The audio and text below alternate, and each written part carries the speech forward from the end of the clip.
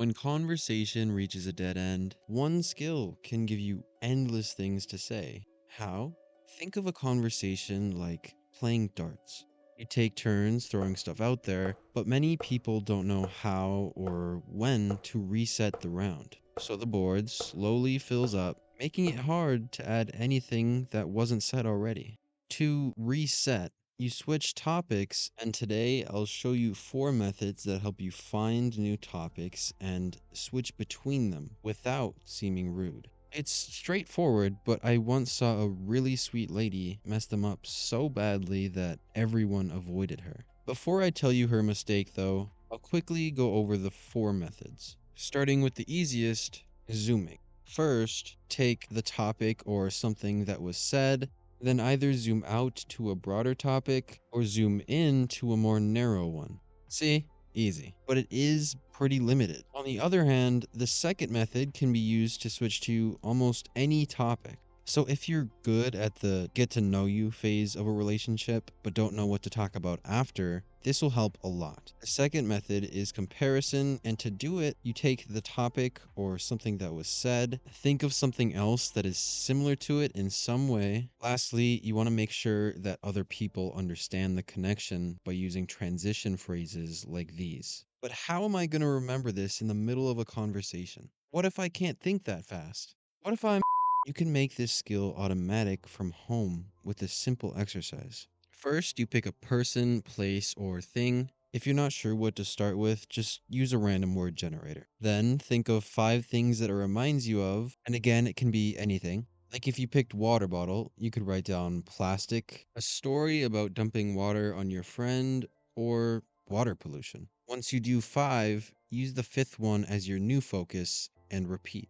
Do this regularly and you'll never feel stuck during conversation again. But what if you aren't in a conversation yet? The third method is great for starting conversations because it doesn't need to be connected to the previous topic. Just pick anything noteworthy from your surroundings, an object, someone's characteristics, or even the situation itself, then make it your new subject by pointing it out and commenting on it. The third method is observation, and if you aren't sure what to say, you can use a comparison for your comment. I go deeper with observations in this video, but they don't really help during texting. The fourth method is much better for that and deepening your relationships. Its name is callback. To do it, you switch the topic to things you've talked about. Like if you were talking about something you're interested in or you had a cool insight, but the topic switched too fast, you still have a chance and you can still switch back to it. First, keep track of the things that you liked talking about with them and shared moments that you enjoyed. Then, you can bring them up with phrases like these.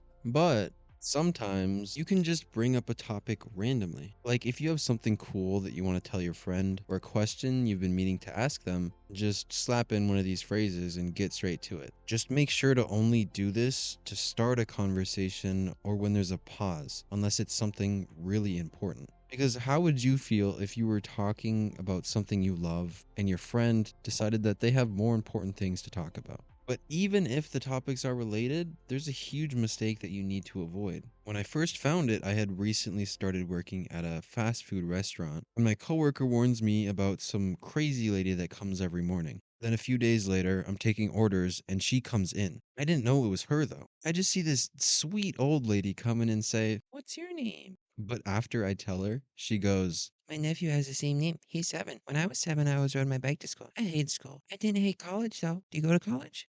I was lost when I heard 7, but I really want to understand, so I keep listening, and then I realize that she isn't speaking randomly. There's a connection between each of the topics she's jumping to, but just because she was doing it so quickly, people thought she was crazy. She did later wipe poop on the bathroom walls, but that's besides the point. The point is, if you switch topics too often, it's hard for people to follow. But if you can master it, you'll never hit a dead end in conversation again. But if you're still worried about exactly what to say, I'll tell you what to say for 65% of every conversation in this next video.